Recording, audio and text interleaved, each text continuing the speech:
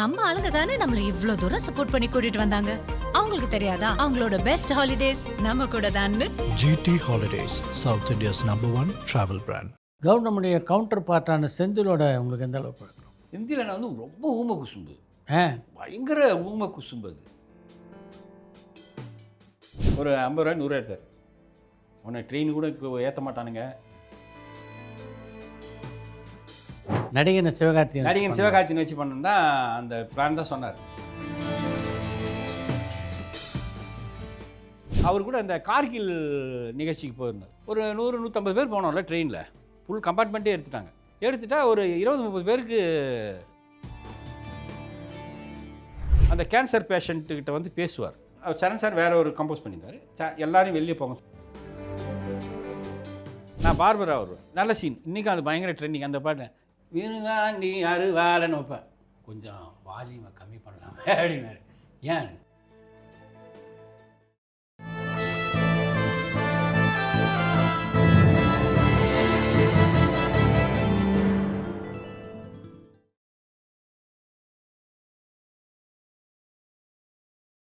அந்த மலேசியாலேருந்து கூப்பிட்றேன். என் பேர் வசன். வில்ல வேஷத்தையும் காமெடியும் கலந்து அவ்வளோ அழகா வந்து நடிச்சிருப்பீங்க. எப்படின்னா ஒரு கட்டம் வந்து மாமா அக்கா கூப்பிடுறாங்கன்னு, அம்மான்னு சொல்லு, என்ன அக்கா அப்படின்னு தான் பேசுவீங்க.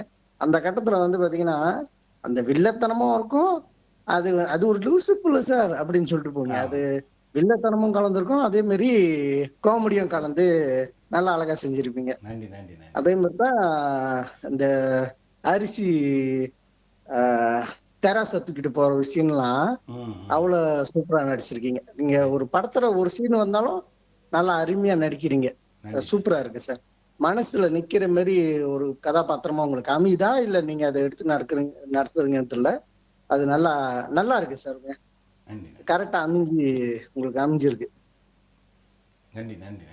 அவர் சொன்ன மாதிரி சின்ன சீனாக இருந்தால் கூட உனக்கு நீங்கள் நடித்த சீன்லாம் வந்து ஒரு நல்ல பவர்ஃபுல் சீனாக அமைஞ்சது.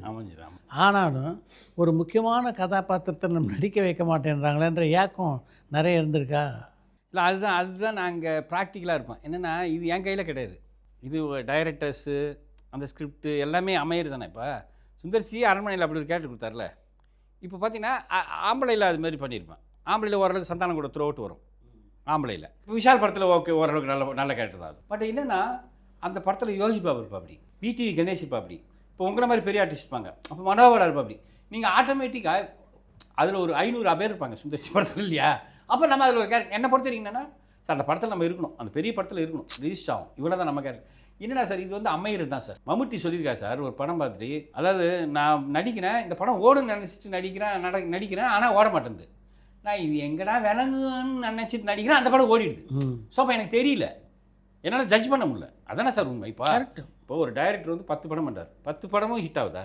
8 படம் ஹிட் ஆகும், இல்லை 5 படம் ஹிட் ஆகும், 5 படம் ஓடும். வாசுவே மிகப்பெரிய எதிர்பார்த்த படம் அருண் பாண்டிய படம். ஆமாம், அதிகாரி தம்பி பெருசாக, ஆனால் அதிகாரி பெருசாக போல, சின்ன தம்பி தானே பெரிய இங்கேயே போயிடுச்சு இல்லை.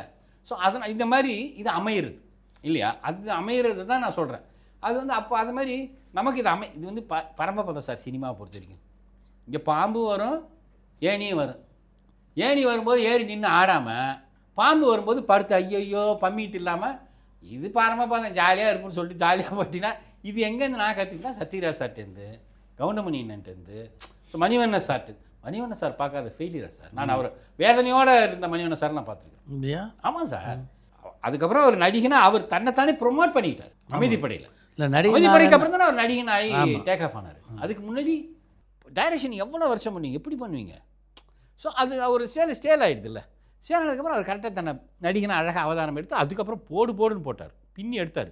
ஸோ அந்த மாதிரி இது அமையிறது தான் சார். இது எல்லாருக்குமே சினிமான்றதே என்னை பொறுத்த வரைக்கும் அமையிறது தான். இதில் வந்து நமக்கு நாமளே அமைச்சிக்கணும்னா நம்ம டைரக்டராக இருந்து பண்ணிக்கலாம். இப்போ நான் டைரக்டராக இருந்தேன்னா நான் இப்போ வந்து எனக்கு ஏற்ற மாதிரி ஒரு கேரக்டர் பண்ணி டெவலப் பண்ணி பண்ணலாம். இப்போ நான் அடுத்தவங்க கையில் போயிடுறேன் இல்லையா?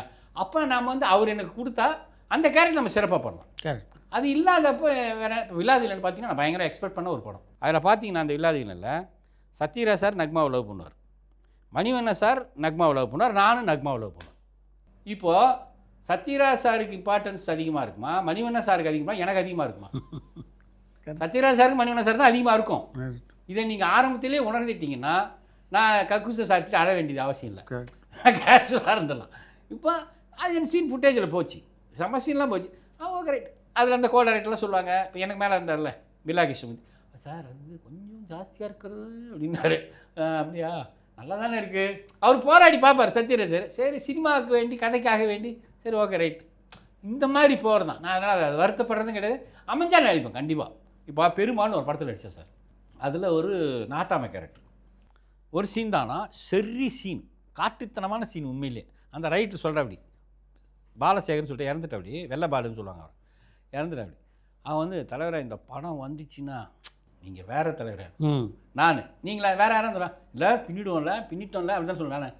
அப்படியே தலைவர் என்ன சார், ஏங்க இந்த படம் முதல்ல ரிலீஸ் ஆகணும், இந்த படம் ஓடணும், இதை மக்கள் ஏற்றுக்கணும், அதுக்கப்புறம் என் கேரக்டர் இவ்வளோ இருக்குல்ல சார் ஒரு சினிமான்றது. கரெக்ட். நிறைய பார்த்துட்டதுனால எவ்வளோ பார்த்துருக்குறோம், கொஞ்சம் நஞ்சமாக பார்த்துருக்குறோம். சரின்னொடனே அந்த நடித்த அன்னைக்கு தான் என்னை சுந்தர்சி கூப்பிட்டு போயிட்டு நம்ம பரணி தேட்டருக்குதுல அன்றைக்கி பெரிய ஜாலியாக ஒரு டின்னர் பார்ட்டிக்கிட்டு இருந்துச்சு, பயங்கர ஜாலியாக சவுந்தர் பின்னிட்டிக்கு சவுந்தர் பெருமாள் படம் சுந்தர்சி தான் ஹீரோ. அப்போ நாங்கள் ஜாலியாக பேசிக்கோம். ஆனால் அந்த படம் அட்டர் ஃப்ளாப்பு. இது என்ன யார் காரணமாக இருக்க முடியும்? அதனால் வந்து இங்கே வெற்றி தோல்வி சகஜம். அந்த வெற்றியில் இருந்தோன்னா சந்தோஷப்படுவோம், தோல்வி இல்லைன்னா வருத்தப்படம் நீங்கள் வேண்டாம். பாலச்சந்திரன் சார் தான் சொல்லுவார், அக்னி சாட்சியெல்லாம் படம் பார்த்துட்டாலாம் ஓடி இருக்கு சார் தேட்டரில், என்னெல்லாம் படம் பண்ணியிருக்காரு இருந்தாலும் எப்படிடா இருந்தாலும் இப்போ ஒரு ஆர்டிஸ்ட் இப்படிலாம் ப்ரொமோட் பண்ணணும். சரிதாவை கண்ணிலேயே பேச வச்சுருப்பாருங்க க்ளோஸில். பெண் அடிமைத்தனம் ஒழியணுன்றது அவ்வளோ அழகாக சொன்ன டைரக்டர் எனக்கு தெரிஞ்சு யாருமே கிடையாது. அவரோட டெத்துக்கு ராதிகா வந்திருந்தாங்க. நான் அவங்கக்கிட்ட கேட்டேன், நீங்கள் அவர் படத்தில் நான் நடிச்சது இல்லை, ஏன்னா பாலச்சந்திரன் சார் எல்லா படமும் எனக்கு மனப்பாடம். அதே நீங்கள் அவர் படத்தில் நடிக்கல அப்படின்னு உடனே இல்லை, ஓ டெத்துக்கு வந்து கேட்குறீங்களா, அவர் படத்தில் நடிச்சாருனாங்க, அவர் எங்களுக்காக படம் எடுத்திருக்காருல்ல, எவ்வளோ படம் எங்களுக்காக எடுத்திருக்காருந்துச்சு, அதுதானேங்க கரெக்ட். பாலச்சந்திரன் அவ்வளோ தொடர்ந்து தானே நான் 2வது தடவை பார்க்குறேன் சார். 2வது நான் நிறைய தடவை பார்த்துட்டேன். பார்த்துட்டு டிவியில் ஒரு நாள் பார்த்துனே இருக்கிறேன், என்னடா ஷாட் வச்சுருக்காரு, இந்த ஷேடோவில் மறையிற ஷாட்லாம் அவர் எடுத்துருப்பார், இந்த விஜயகுமார் ஷாட்டு போனதுக்கப்புறம் வர்றதெல்லாம் மிரட்டி இருப்பார். அந்த ஷார்ட்லேயே கதை சொல்கிறதுன்றது ஒன்று இருக்குல்ல எக்ஸிக்யூஷனில். பார்த்துட்டு நான் மோகனுக்கு ஃபோன் அடிக்கிறேன், அவர் பிஏவுக்கு, மோகன் இதுமாதிரி டைரக்டரை பார்க்கணும். உடனே அப்படியே சரி வாங்க நான் சொல்கிறேன், ஏன்னா அவர் சீரியலில் நடிச்சிருக்கிறேன், நான் பாலச்சந்தர் சீரியலில் நடிச்சிருக்கிறேன். உடனே சரின்னு சொல்லிட்டு வாங்க வர சொல்லிட்டார். நான் நேராக போகிறேன், அவரும் கவிதா கிருஷ்ணனும் உட்காந்துக்கிறாங்க. நான் போயிட்டு சார் அவ்வளோ தொடரை பார்த்து சார் தட தட தட தட தட தட தட தட தடன்னு அடிக்கிறேன். அடிச்சுட்டு அந்த அக்னி சாட்சி சார் தட தட தட தட தட அவன் அடிக்கிறேன். எல்லா படத்தும் அவர் படத்தோட நிழல் நிஜமாகிறது சார், எக்ஸாமை கட் பண்ணிவிட்டு உங்கள் படத்துக்கு போன சார் நான் படம் சார் இது மாதிரி பேசிட்டேன். சரி நான் கிளம்புறேன் சார். ஓ இரியா காற்று மாதிரி வந்துட்டு காற்று மாதிரி போகிறேன், உட்காரு இவ்வளோ பேசியிருக்கிறியா படத்தை பற்றி, உட்காரு போகலான்னு சொல்லிட்டு அப்புறம் ஒரு 1/2 மணி நேரம் உட்காந்து பேசுகிறார். பேசிட்டு அப்போ எலெக்ஷன் நடக்குது. அவர் எவ்வளோ யதார்த்தமாக இருக்கார் பாருங்கள், அவ்வளோ பெரிய டைரக்டர், நம்ம வியந்து பார்க்குற டைரக்டர். ஆனால் இந்த எலெக்ஷனில் யார் வருவாங்கன்னு நினைக்கிறேன்? நான் அப்போ அந்த இது பிரகாரம் நான் இந்த கட்சி வரும்னு நினைக்கிறேன் சார், என்ன இது இப்படி இருக்குது ப்ளஸ் இருக்குது இதுக்குன்னு. சரி பார்ப்போம், நான் ஒன்று வச்சுருக்கேன் பார்ப்போம் அப்படின்னாரு. கடைசியில் நான் சொன்னதான் ஜெயிச்சுது, அது வேறு வச்சுன்னு வச்சிங்க. ஸோ அந்த மாதிரி ஒரு இதை நைட்டை கேட்க வேண்டிய அவசியமே இல்லை. படம் பார்த்தா படம் ஒரு ரசிகன்னா கிளம்புங்கன்னு கூட சொல்லலாம்ல. அதனால தான் அவங்கெல்லாம் அங்கே இருக்காங்க சார்.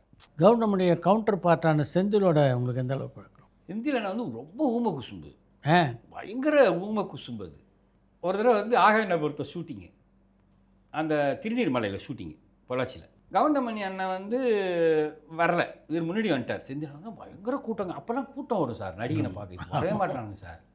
ஏன்னா எல்லாம் டிவியில் பார்த்து பேஜாராயிட்டான். அது கவுண்டமணி சொன்ன காமெடி தான், எனக்கு ரொம்ப பிடிச்ச காமெடி. சினிமா பார்க்குறத விட சினிமாவில் நடிக்கிறவன் ஜாஸ்தி ஆகிட்டான். அந்த மாதிரி தான் செந்தில் என்ன வந்துட்டார். கூட்டம்னா கூட்டம், ஆகாயனை பொறுத்துக்குங்க, ரஜினி படம் ஷூட்டிங் மாதிரி ஓ தலைவான்னு பயங்கர கூட்டம். செந்தில் இது எங்கே உங்கள் ஆள் எங்கே, கவர்மெண்ட் என்ன கேட்குறேன், எங்கே உங்கள் ஆள் எங்கே, உங்கள் பார்ட்னர் எங்கே அவர் எங்கே, அண்ணன் எங்கே, உங்கள் தேவையான பேசினான். வருவாருன்னு சொல்லிக்கிறது. அண்ணன் வர்றாரு. வந்தவனே வேணே முன்னாடி வந்து உட்காந்துருக்கான் பார்த்தீங்களா, வருவாங்க இப்படிலாம் பண்ணுவாங்க இவன்.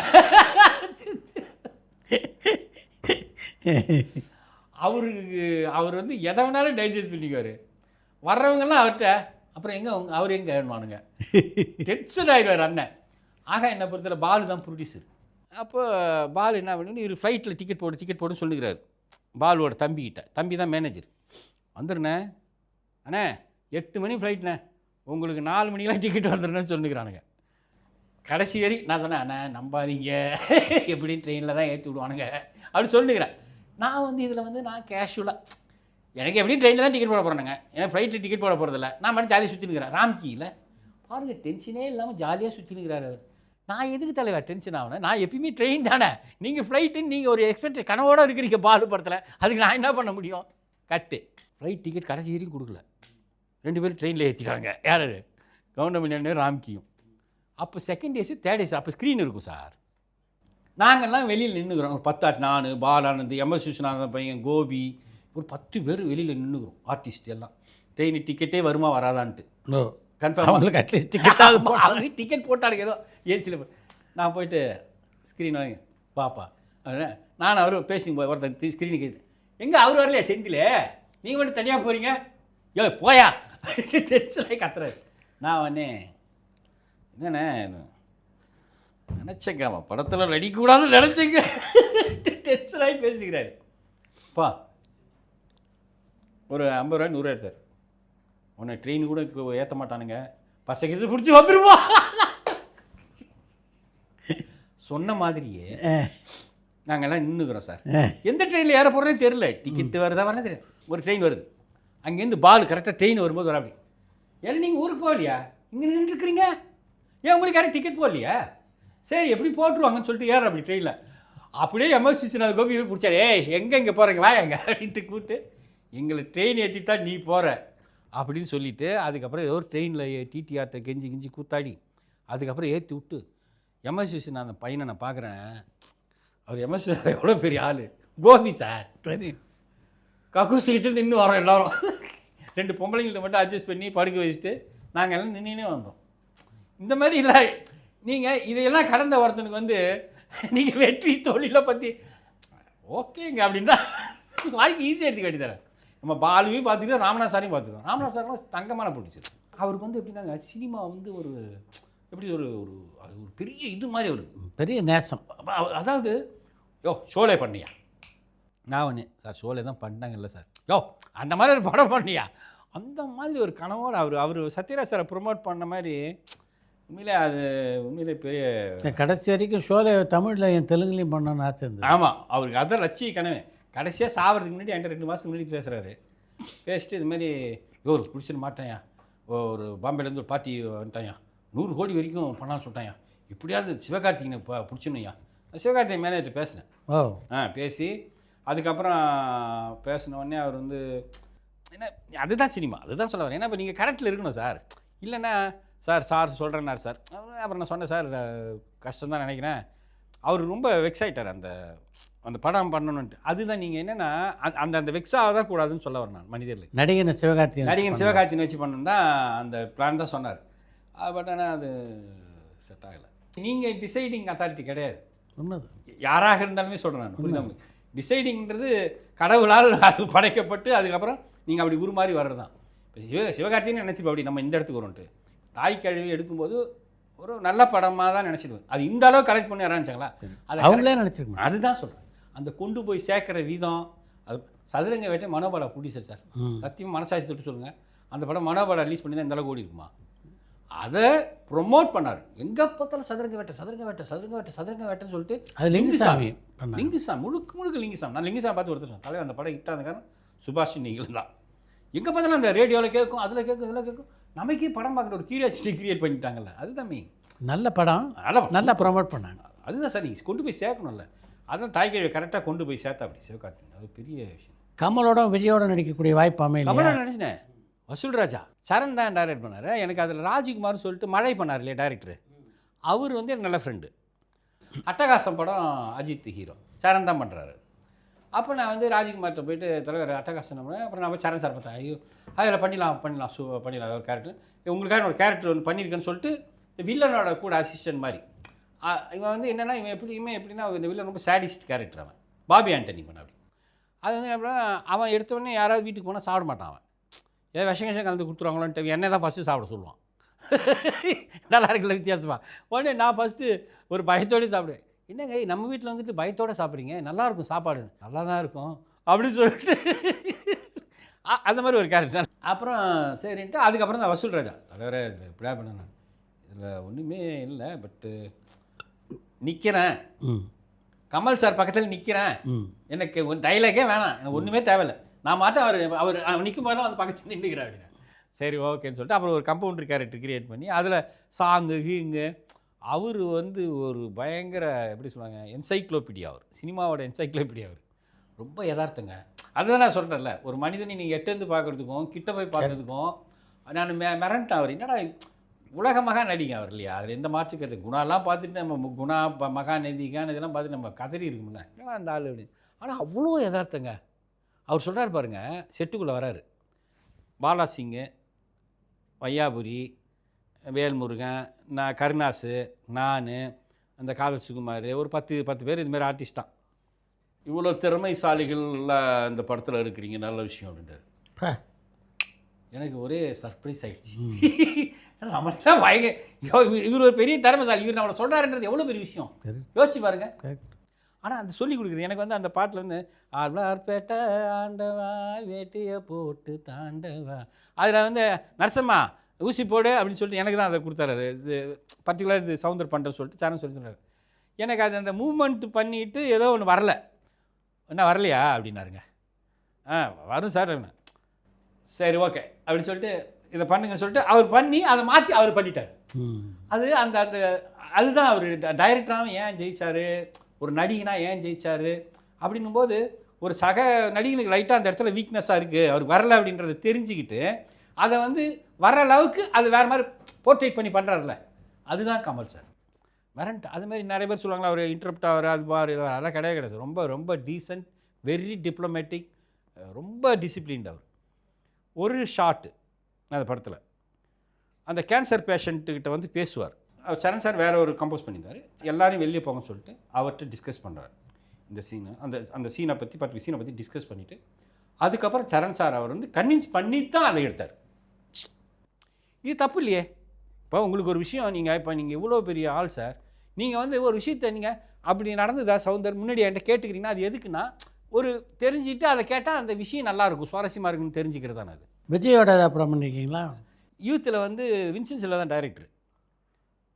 தலைவரை ஒரே ஒரு சீன் தான், எல்லாரும் அதானே சொல்லிங்க, அப்புறம் நீங்கள் மட்டும் அதை சொல்லிங்க, ஓகே தலைவர் அப்படின்ட்டு பூர்ணச்சந்திரா தான் ப்ரொடியூசர். இது தலைவரே சம்பளம்லாம் விடுங்க ஐயா, விஜயோட காம்பினேஷனா? ஆமாம் விஜயோட காம்பினேஷன், ஓகே ரைட்.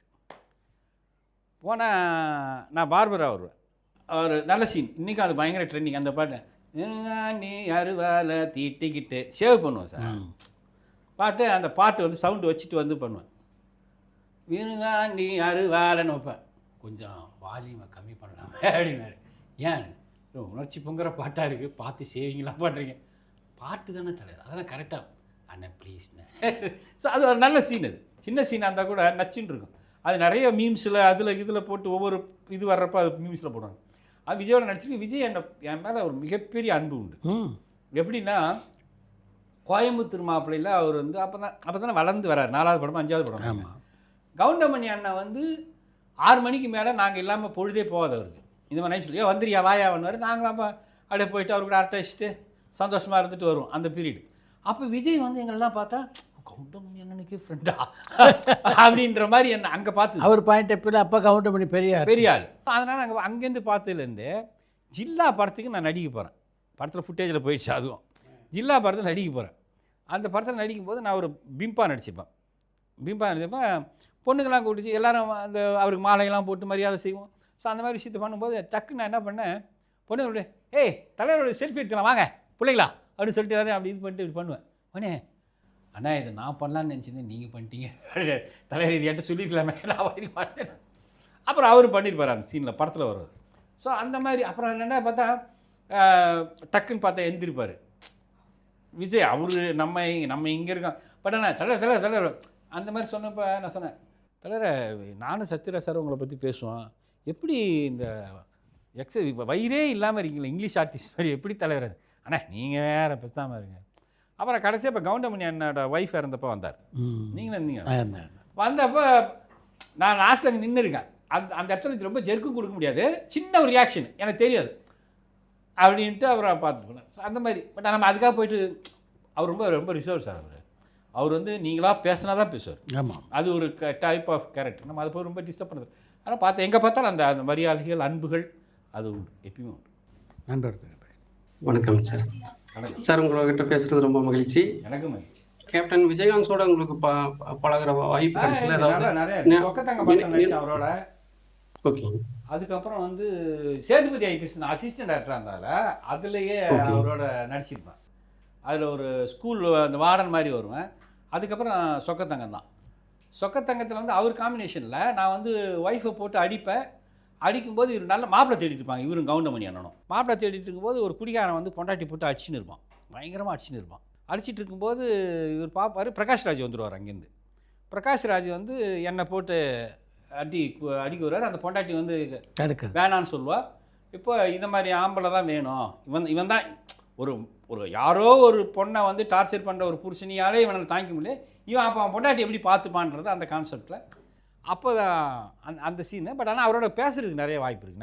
நிறைய அவரும் நானும், ஏன்னா சத்யராஜ் சார் கூட நிறைய க்ளோஸாக இருந்ததுனால அவர் நிறைய செட்டுக்கு வருவார், செட்டுக்கு போவோம். அசிஸ்டன்ட் டேரக்டர் இருந்தனால சேதுபதி ஐபிஎஸ்சில் நிறைய ஒர்க் பண்ணியிருக்கோம். அதனால் நல்ல பழக்கம். அவர் கூட இந்த கார்கில் நிகழ்ச்சிக்கு போயிருந்தோம். எல்லோரும் ட்ரெயினில் வரோம். ஒரு 100-150 பேர் போனோம்ல ட்ரெயினில். ஃபுல் கம்பார்ட்மெண்ட்டே எடுத்துட்டா ஒரு 20-30 பேருக்கு சாப்பாடு இல்லை. விருதுநகரில் ட்ரெயினை வந்து என்ஜின் டிரைவர் வண்டி நிறுத்தினவங்க போய் டிஃபன் வாங்கிட்டுறேன். சார் அப்போலாம் நிறுத்தக்கூடாது சார், எங்கள் மேலே ஏதோ இது வந்துடும் அப்படின்னா. சாப்பாடு 50 பேருக்கு சாப்பாடுங்கிறது முக்கியமாக, அவங்க வேலை போகிறது முக்கியமாக. சார் என் வேலை போகிறது தான் சார் வைக்கிட்ட அவன் கதறான்.